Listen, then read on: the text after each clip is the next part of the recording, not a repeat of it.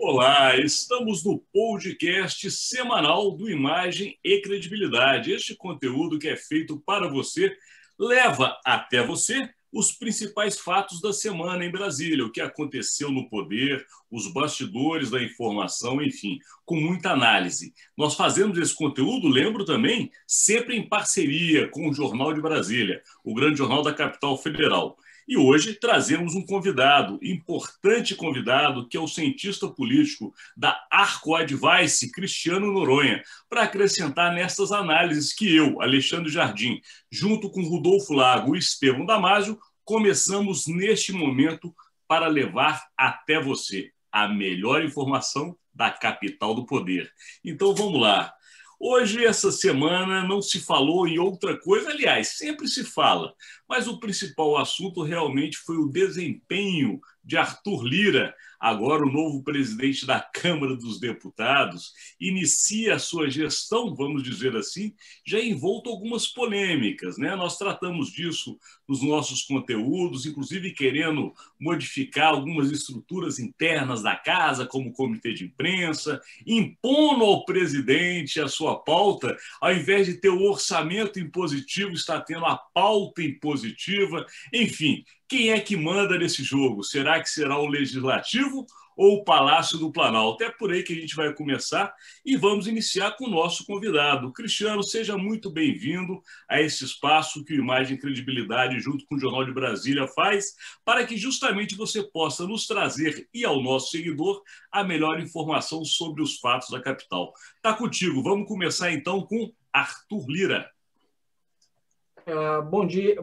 Bom, tudo bem, Alexandre, Rodolfo, Estevão, um prazer estar aqui com vocês e queria também agradecer aí aos ouvintes. Bom, olha, eu acho que a semana aí, essa primeira semana de atividade legislativa sob o comando do Arthur Lira, começou muito bem com o governo. O Arthur Lira prometeu colocar a autonomia do Banco Central e um marco legal do câmbio em votação, em pauta, e as duas matérias foram votadas. E as duas matérias com um placar bastante dilatado, inclusive a autonomia do Banco Central com 339 votos, isso é quórum para aprovar a emenda constitucional. E é importante lembrar que esses dois projetos foram apontados na lista do Poder Executivo como prioridade do governo. E o Arthur Lira prometeu colocar em votação, colocou em votação e aprovou.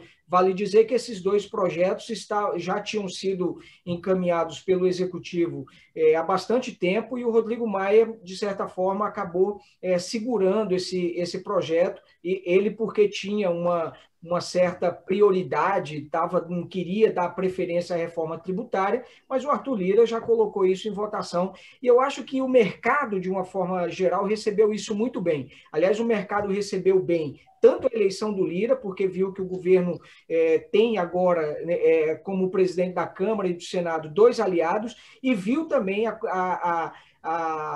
o avanço já no início dessa agenda prioritária do governo federal.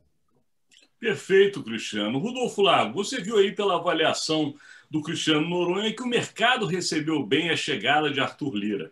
E o mundo político, hein, Rodolfo Lago, recebeu bem a chegada de Lira? Enfim, de fato, né, o Cristiano coloca bem aí, essas duas pautas que estavam lá há muito tempo foram aprovadas e aprovadas com rapidez e facilidade, né? O Lira coloca aí, e aí é que a gente aí tem as questões políticas, né? Porque são colocadas aí as contrapartidas, né? Vamos dizer assim, o que ali a Câmara, o Congresso, de um modo geral, Lira, Rodrigo Pacheco no Senado, estabelecem ali como as suas pautas, né? E que buscam impor, né? A primeira, a principal delas, é a questão do auxílio emergencial. Embora o presidente da República também queira esse auxílio, quer dizer, na verdade, ele às vezes faz um discurso meio dúbio, né? Eu acho que ele compreende que ele precisa de ter esse cacife eleitoral, mas de vez em quando ele diz, olha, mas eu não posso ficar dando isso para o resto da minha vida e tal, e ele sofre uma pressão da outra área, da área econômica, né? com relação à questão da responsabilidade fiscal, do teto de gastos, né? Mas o Congresso, a Câmara, o Arthur Lira, essa semana, fez uma pressão muito forte no sentido de se encontrar. Ele chegou a dizer com todas as letras para o ministro da Economia, Paulo Guedes, né, que tem que achar uma saída para poder pagar o auxílio emergencial, se vire aí para achar essa saída, né? Então, existe essa pressão e existe uma pressão aí agora para o pagamento aí da fatura de cargos, né? O pagamento da fatura de ministérios, de verbas e tal, que a gente precisa ver como é que o governo fará para pagar essa fatura aí nos próximos dias, né? Então, acho que do ponto de vista político, né, Alexandre, Estevão, Cristiano, você tem, por outro lado, essa pressão, quer dizer, existe, por um lado, se fez algumas coisas aí que o governo esperava, mas, por outro lado, agora está se cobrando a fatura. Então, vamos agora ouvir a avaliação de Estevão Damasio sobre essa primeira semana de Arthur Lira na Câmara dos Deputados. Está contigo, Estevão. Eu acho que, primeiro, bem-vindo, Cristiano, prazer recebê-lo aqui. Eu acho que, enquanto as expectativas e os anseios do deputado Arthur Lira, que hoje é o líder máximo, digamos assim, do Centrão, né, estiverem sendo satisfeitos, né, o governo estiver atendendo a esses anseios e expectativas, eu não vislumbro muito choque entre Palácio Planalto e Câmara dos Deputados, assim como o Senado, né, com o novo presidente daquela casa. Eu vejo, e já destaquei isso ao longo da semana, uma diferença com relação a esse auxílio emergencial. Acho que todo mundo é a favor, né? Oposição e situação são favoráveis, que a população mais carente está realmente muito mais vulnerável do que estava com o fim desse auxílio, mas eu vejo uma nova forma de gestão, né? O Arthur Lira, ele pressiona, como fez a equipe econômica, a ela encontrar a solução. Ele joga o ônus da responsabilidade por encontrar essa solução para o Executivo, para o Ministério da Economia, ao contrário do que Maia fazia. No primeiro momento, Rodrigo Maia colocava a faca no pescoço, cutucava, mas quando ele via que a coisa não ia andar, ele construiu uma solução dentro da Câmara, assumindo aí a paternidade, digamos, da solução. Então, na gestão Maia, houve muito embate com o Bolsonaro, porque um ficava brigando de quem que é a solução. Foi do Congresso, foi do Executivo, foi da Câmara. Eu não vejo isso acontecendo muito com o novo presidente da Casa, Arthur Lira.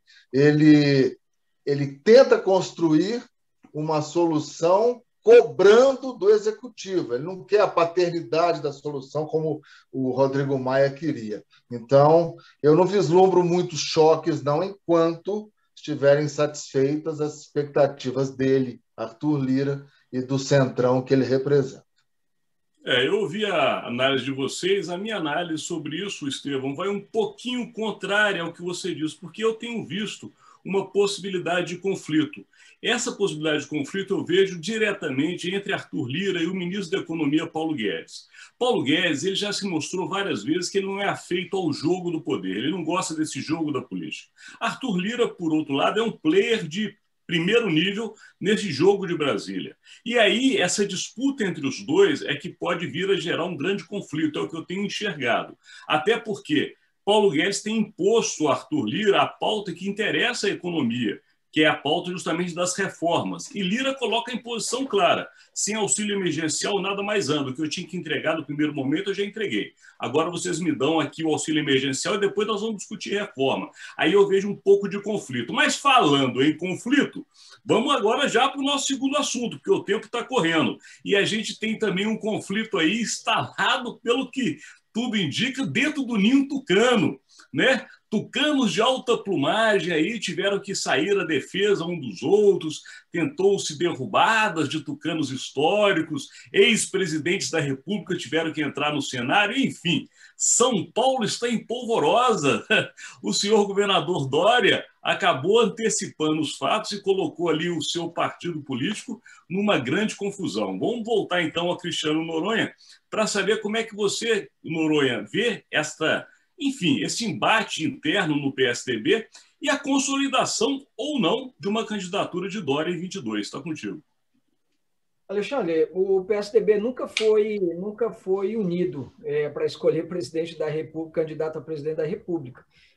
Já em 2002, inclusive, o senador José Serra, por exemplo, escondeu praticamente o Fernando Henrique, um certo constrangimento causou. A partir das eleições seguintes, em 2006, a gente viu sempre uma guerra entre Alckmin e Serra, sempre deixava o partido absolutamente dividido, sem tanto engajamento. Quando Serra foi candidato, o Alckmin praticamente não fez campanha para o Serra nas eleições. E também na última eleição, na eleição de 2014, quando o Aécio conseguiu uma votação muito expressiva, vale lembrar que ele teve que travar uma batalha muito intensa, ferrenha, contra o Serra também. E agora, essa batalha ela se dá entre Eduardo Leite e João Dória. Então, mais uma vez, o PSDB corre o risco, de novo, para ir numa eleição presidencial dividido. O partido não consegue ter essa unidade. Essas divisões elas são sempre bastante caras ao partido, e isso tem deixado o PSDB fora do Palácio do Planalto nesses últimos anos. Quer dizer, até a eleição de 2014, pelo menos ainda indo para o segundo turno, mas depois dessa eleição, especialmente com o desgaste sofrido pelo Aécio Neves, o partido perdeu muito da conexão que tinha com o eleitorado, perdeu isso para o Bolsonaro, e recuperar isso vai ser muito difícil, e essa divisão ela aumenta ainda mais esse desafio interno do PSDB. Então, é um dilema que o partido sempre sofre em cada eleição presidencial, e parece que não será diferente agora também em 2022. Né? Sendo que o partido vai para 2022, porque quando o PSDB foi disputar 2018, o partido vai com o histórico de um bom desempenho na eleição anterior. Agora a gente está indo logo após um desempenho extremamente pífio, onde o Alckmin teve menos de 5% dos votos válidos. E ficou claro ainda que a influência do Aécio Neves na bancada do PSDB ainda é muito forte, e isso causa um certo constrangimento, vamos dizer assim, a essa ala que prega mais uma renovação do partido, como, por exemplo, Eduardo Leite e até mesmo o João Dória. E, além disso, ainda houve um atrito junto com o aliado histórico, que é justamente o Democratas. Os Democratas que está migrando ali para a alçada do Bolsonaro, já tem 2 ministros, tinham 3 com o Mandetta, mas saiu, mas tem 2 ministérios no governo. Então, o PSDB corre o risco, inclusive, além de ter essa batalha interna, perder um aliado histórico que teve, que é o Democratas. Vamos avaliar isso, até porque a reforma ministerial a gente também deve falar, porque foi um dos assuntos comentados nessa semana. Mas Dória, sem dúvida, foi o segundo assunto da política mais comentado. Eu vou agora a Estevão Damasio, porque de Belo Horizonte ele sabe bem como é que a Aécio Neves pensa, e a tucanada mineira também. Está contigo, Estevão Damasio. Como velha raposa, a raposa ferida, mas não morta, né? Dizem nos bastidores que o Aécio estaria fomentando, né, o Eduardo Leite para se contrapor a João Dória. O próprio Dória está se convencendo disso, né, que o Eduardo Leite está sendo insuflado pelo Aécio. Mas, enfim, o Cristiano foi muito feliz em destacar essas desavenças no ninho tucano, porque me parece que o Democratas está querendo ocupar um muro que sempre foi um posto dos tucanos, né? O Democratas está no governo, não está, vislumbra 2022, vamos ficar com Bolsonaro, enfim. Muito pragmático, Democratas. Não. Oi, Cristiano. Vamos chamar o Luciano Huck ou não? Exatamente, por aí. E o cenário está muito turvo para 2022. Nós só temos o candidato a ser batido, que é o Bolsonaro. Quem vai bater nele, nós ainda não temos, porque o Lula se precipitou, obviamente, ou foi um jogo que ele montou para desgastar, colocar o Haddad como boi de piranha. O Haddad diz que o candidato dele é o Lula, aí fica, eu quero ou não quero, né? Agora o Haddad deu entrevista lá para o Manhattan Connection, quebrou o pau com o Diogo Mainardi, porque o Diogo Mainardi questionou ele isso. Eu não estou entendendo. O Lula lança você. E você, no outro dia, diz que o seu candidato é o Lula. Enfim, a esquerda está longe de ter uma união. Isso é ótimo para o Bolsonaro. E a centro-direita não consegue encontrar um candidato, porque o Democratas não sabe se vai ou se fica, os tucanos não conseguem resolver as divergências internas. Enquanto isso, eu repito o termo que destaquei na semana. Bolsonaro está rindo à toa, assistindo de camarote, obviamente querendo que a polarização direitona e esquerdona prevaleça, como foi em 2018. Mas o cenário ainda está muito turvo.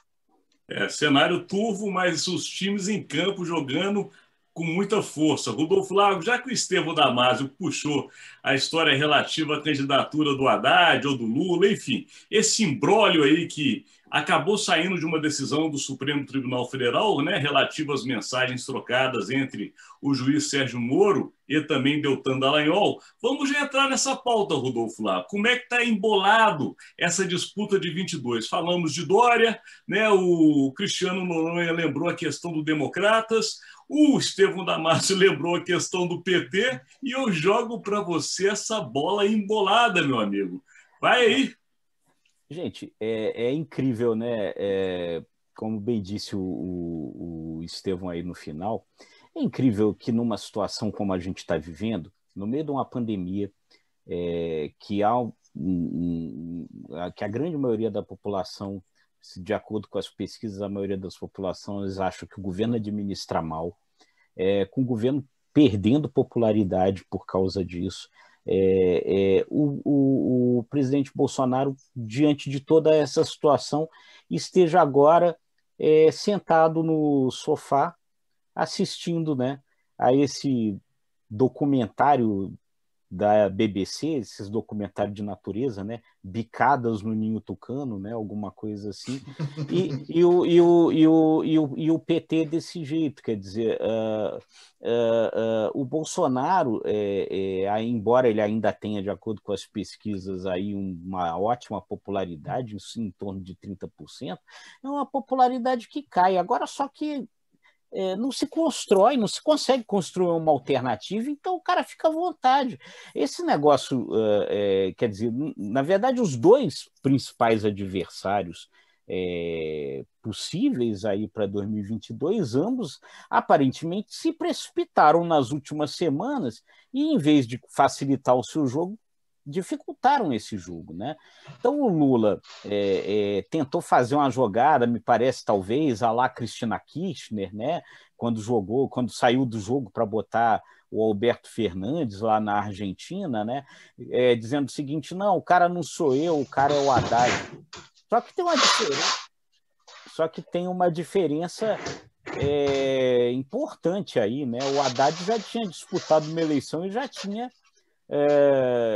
já não tinha ido bem nessa eleição. Então, quer dizer, joga o Haddad repetindo um jogo derrotado em 2018, por um lado, sem combinar com os adversários, sem combinar com os aliados, perdão, sem combinar com o restante da esquerda, criando uma tremenda confusão. E o Dória, por outro lado, também vai ali tentando impor determinadas coisas sem combinar por dentro.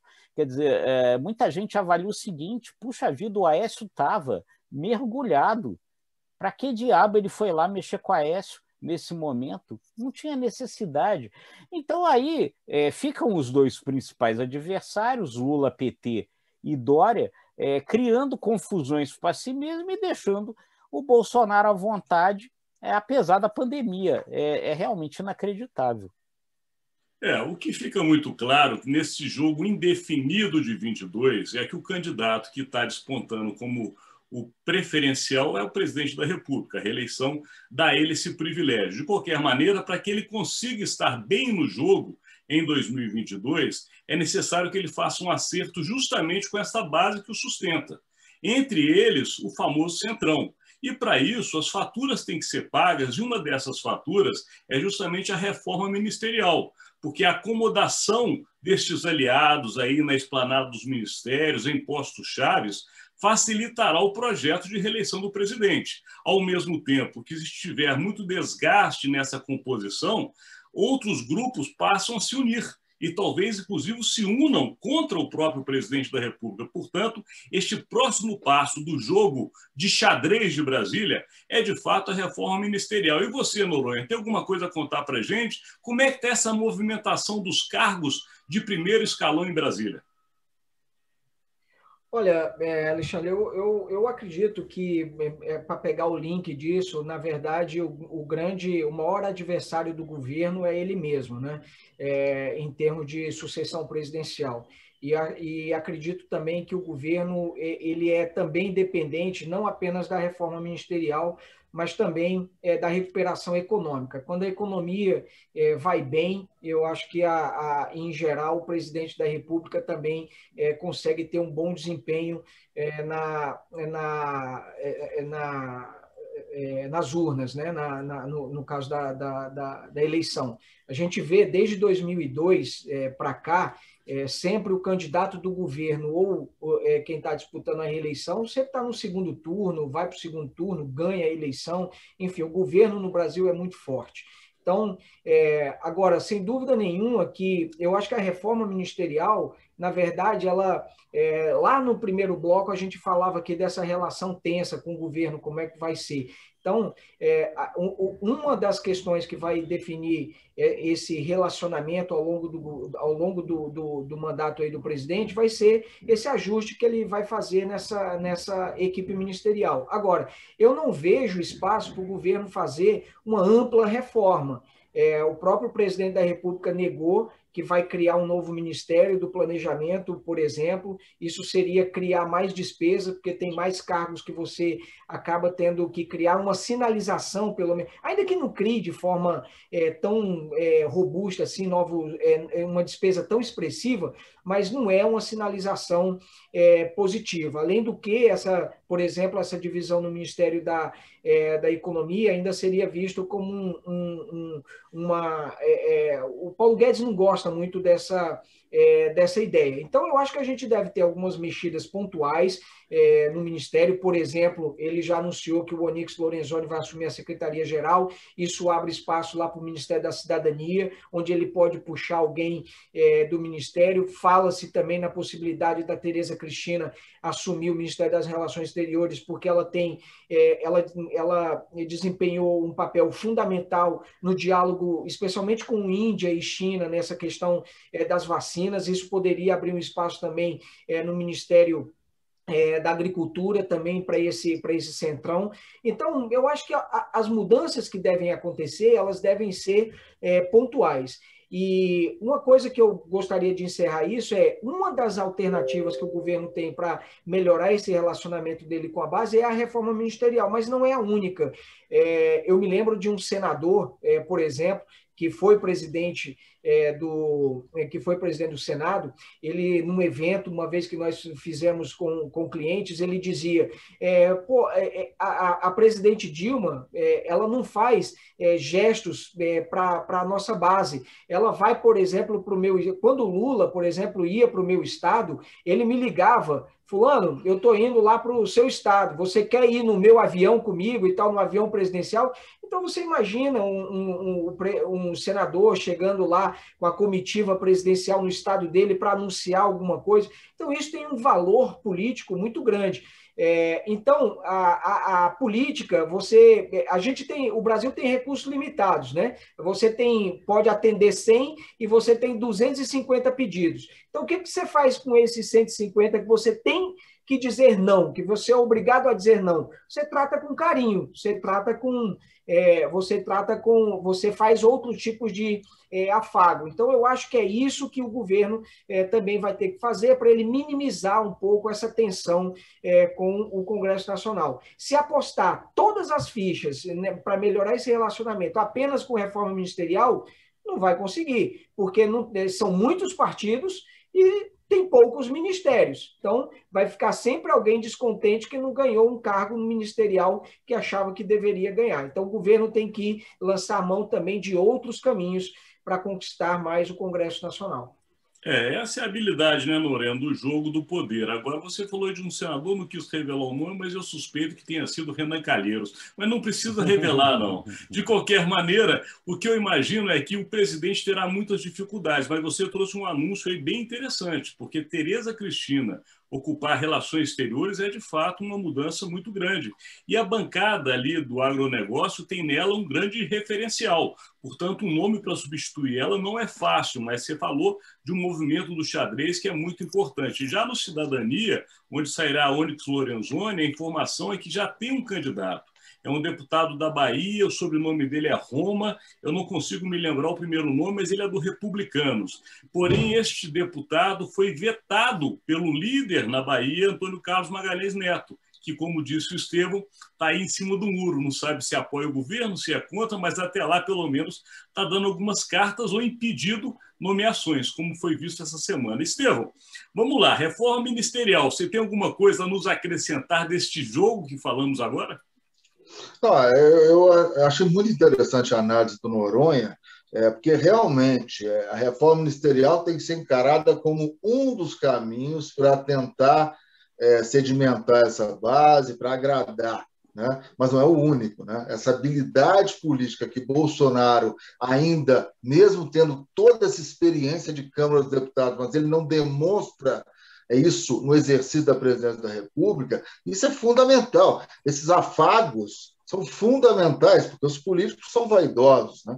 Agora, eu acho interessante, eu acho arriscado esse movimento da Tereza Cristina ir para o Ministério das Relações Exteriores, porque você tira ela como referência da agricultura, ela permanecer na agricultura, ela pode, como fez, ajudar nas relações internacionais, porque ela tem credibilidade interna e externa, mas indo para as relações exteriores, além de tentar um substituto à altura para ela na agricultura, você não consegue reter a rebelião dentro das relações exteriores. Colocar uma ministra lá que não tem a vivência da diplomacia, não saiu dos quadros do Instituto Rio Branco, também é um fator que pode dificultar essa transição. Bolsonaro não está disposto a fazer uma reforma ampla e não foi convencido ainda de que tem que trocar 2 ministros ideológicos que deram muita dor de cabeça ao governo, mas que são amigos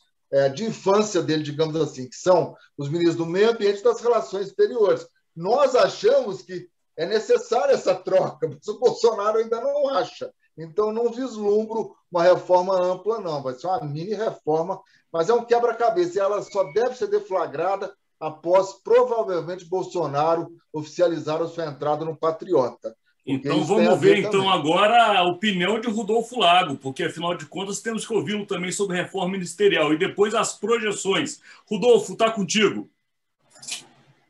Alexandre, a gente precisa lembrar, né, com relação a qualquer possibilidade de mexida aí no governo, que o governo também tem aí as suas disputas, as suas divergências internas, né? A gente tinha falado antes aí das do PSDB e das do PT e da esquerda, e o governo também tem, né? Quer dizer, então toda mexida ali pode ser delicada, porque você tem ali a ala ideológica, você tem a ala militar, né? E você tem agora o centrão entrando na parada, né? Então, o entrão. Entrão mesmo. O centrão entrando na parada. Então, quer dizer, toda isso hoje está meio latente, né? O governo, nesse momento, essas disputas aí não estão tão fortes quanto já tiveram em outros momentos aí, mas qualquer mexida dessa pode movimentar de novo essa confusão interna dentro do governo. Então, o governo tem que ter ali a delicadeza de saber como mexer para não despertar os Olavos de Carvalho da vida, né? Perfeito. Não sei se o Lira gostou do entrão, não, mas aqui a gente se divertiu. Vamos lá, então. Agora aquele momento, projeções da próxima semana, para que você, seguidor, entre bem preparado, já que estamos entrando, entre bem preparado na semana que se inicia. Lembrando a você que este conteúdo ele é gravado sempre às sextas-feiras. Portanto, hoje é dia 12 de fevereiro, mas você assistirá provavelmente amanhã ou no domingo. Portanto, lembre que nós estaremos de volta com vocês na segunda-feira, mas no JBR News. Agora vamos para aquele momento projeção. Noronha, qual a sua projeção para a semana que se inicia? Alexandre, eu acho que é a questão do auxílio emergencial, debate que continua. O governo já sinalizou que vai prorrogar por mais 3 parcelas, 3 ou 4 parcelas, no valor médio de R$250. Então, há que se começar a desenhar uma PEC de orçamento de guerra para permitir o governo com mais segurança jurídica para pagar isso e o governo, enfim, definir esse valor. O Congresso Nacional quer definir isso já logo após o Carnaval. Carnaval que a gente não vai ter direito, né? É verdade. Projeção agora, então, de Rodolfo Lago. Eu vou na mesma linha do Cristiano. Acho que essa semana a gente vai ver, apesar do Carnaval, que não vamos ter, mas que existe o feriado, nós vamos ter aí as soluções encontradas aí para tentar viabilizar esse auxílio emergencial sem fugir da responsabilidade fiscal do teto de gastos. Como é que vai ser essa mágica que vão construir aí? Alinhadas projeções. Vamos agora ouvir a projeção, então, de Estevão Damasio. Eu não vou destoar, não. Acho que as atenções todas voltadas no esforço conjunto para encontrar essa solução do auxílio emergencial e, obviamente, também esforço para a comissão de orçamento, né, para aprovar esse orçamento. Perfeito. Eu já projeto que no Carnaval do Rio de Janeiro, Eduardo Paes, Luciano Huck e Rodrigo Maia se encontrarão para saber se vai ter baile 22 ou não. Afinal de contas, a articulação que fizeram caiu por terra. E agora eles têm que remontar um bloco aí. Talvez Eduardo Paes nem mesmo fique no Democratas, já que a saída de Rodrigo Maia é certa. Essa é a minha projeção para a semana de Carnaval, agradecendo a vocês a presença e lembrando, semanalmente este conteúdo está sempre no ar, levando a você o conteúdo da semana e as projeções da próxima. Na segunda-feira, apesar do Carnaval, teremos JBR News. E lembramos, sempre que quiser assistir estes conteúdos, encontrará no site do nosso parceiro, o Jornal de Brasília.com.br, no site do imagemecredibilidade.com, nas redes sociais e também no Spotify. Se for para o bloquinho, dá para ir escutando aí o nosso conteúdo no Carnaval. Então, chegamos ao final agradecendo ao convidado Cristiano Noronha, cientista político da Arco Advice. Seja sempre bem-vindo a este espaço. E passando a bola aos meus parceiros para as despedidas finais. Daqui eu encerro. Cristiano, um prazer enorme ter tido você aqui com a gente. E para todos os nossos seguidores, eu desejo aí um bom Carnaval, mas pula em casa, pula no seu sofá, não vai para a rua não, fique em casa porque a pandemia continua. Esqueça um bloquinho do Alexandre Jardim. Bloquinho em casa. Valeu, Noronha, abraço, seja sempre bem-vindo. Um grande abraço a todos, obrigado pela oportunidade, estou sempre à disposição, obrigado.